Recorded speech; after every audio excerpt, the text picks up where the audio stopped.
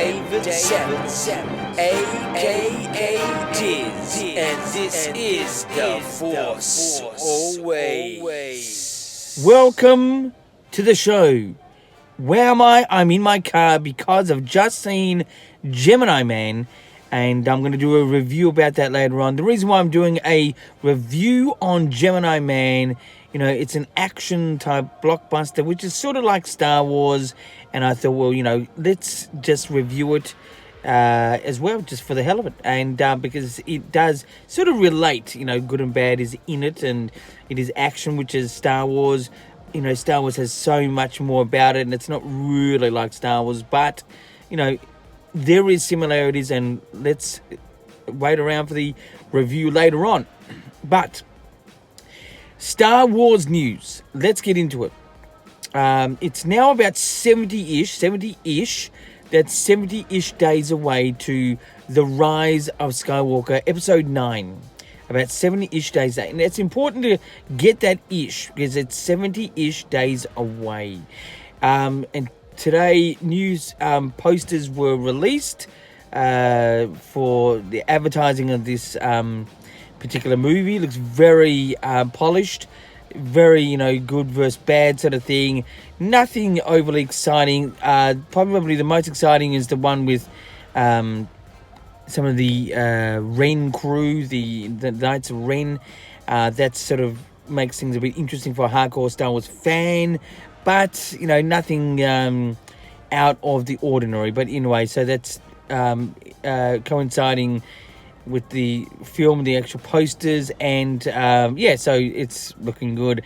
To more news, Gemini Man, which will be my review later on, was released today in Australia. Actually, it was released about 5 to 3 days ago, as a special preview session, which I missed, just missed out on that one, but I did go to the opening night here in Australia, so again, there will be a review later on. To more Star Wars news, Fourth Friday was on in this last past weekend. I was actually in an area of Australia called Tasmania, a very nice place if you wanted some great countryside. But anyway, it was on just a little bit of an interview type sort of session later after the review that I do for Gemini Man in the show. So stick around to the interview section of this particular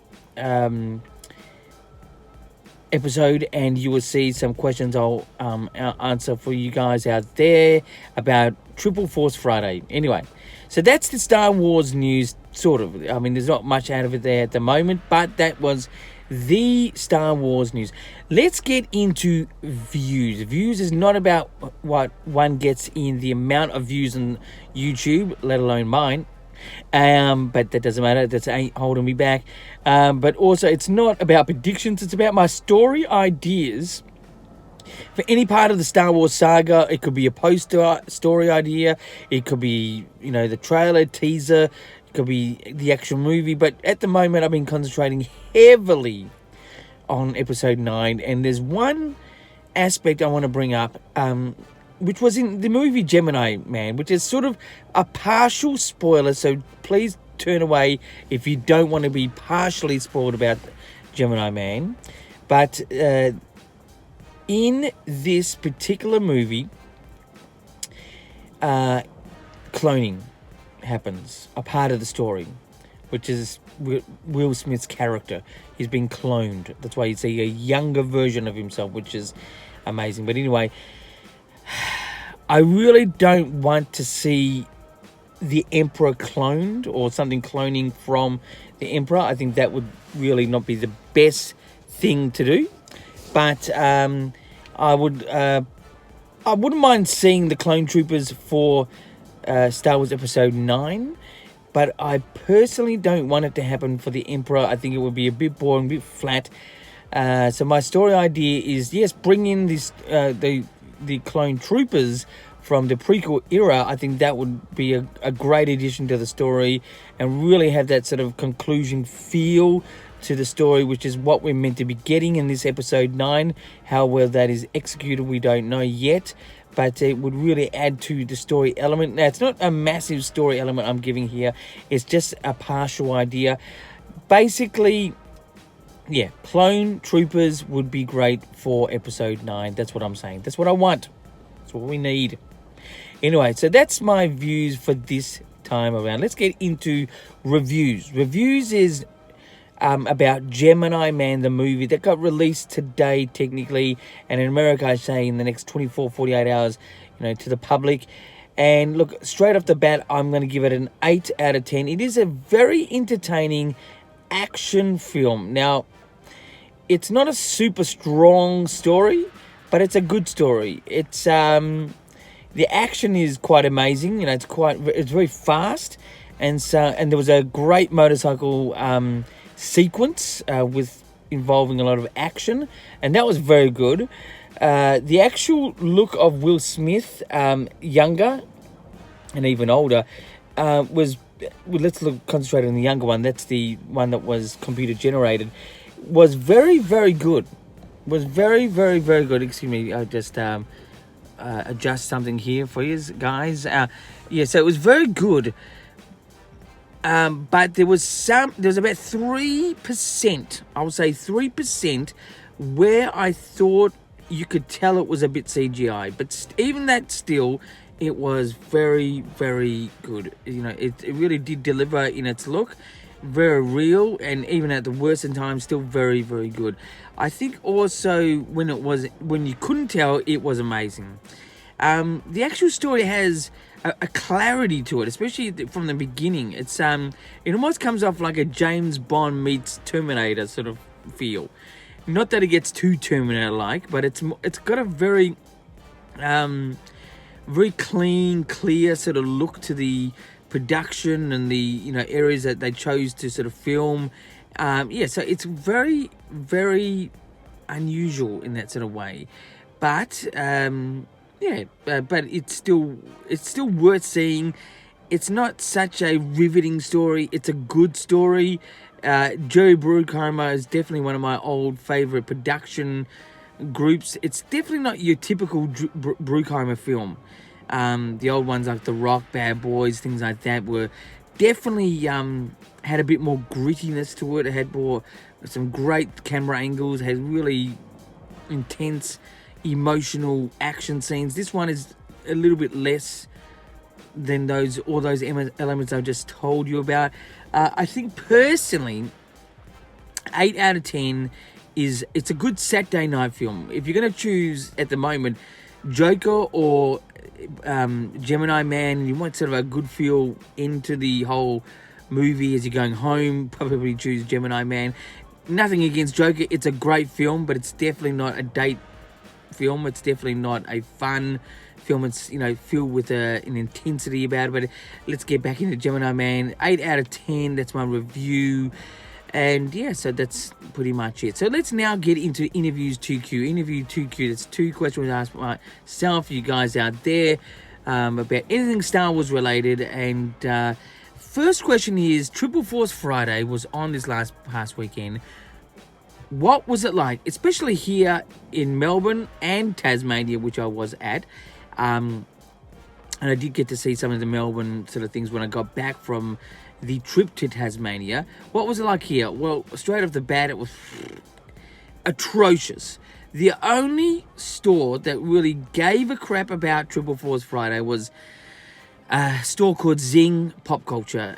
It's a franchise that has some great sort of hot toys and things like that. It's quite established, quite clean, quite slick type of establishment. It had at least a small display of things, but the range of things that Star Wars is decided to put out, if this is it, is absolutely atrocious. It was sort of made for old men in a way, but it was also just uninspirational. Just nothing about it sort of said, Star Wars I'm excited for. That's really Triple Force Friday should be something that the fans or people should start getting excited about for the movie coming ahead. And it was just atrocious. You couldn't get any of the real hardcore exclusive stuff like this apparently there's this Mandalorian Black Series in carbonite. You couldn't, not one of those were inside. Probably I found, and there was another store here, Minotaur, of all places. Minotaur in Melbourne is the bee's knees of old school pop culture. It's the original store in Melbourne that is just been all about pop culture. It is very good. Excuse me. They had just a couple pop vinyls. That's it. What is going on?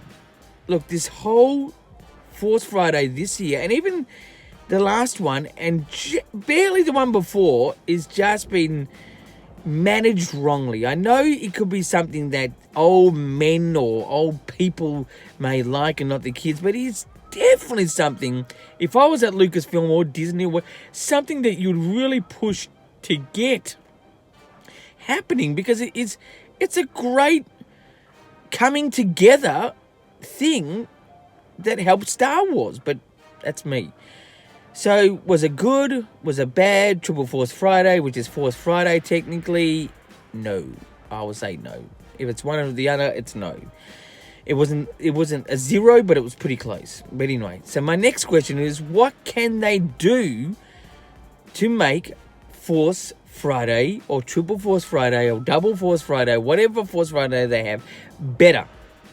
Simple as this. Create a range of things that older generation and newer generation that will appreciate, and have the actual the day Force Friday have a lead up, and have the actual day really presented well, especially in the store, and also and have a bit more of a range of things.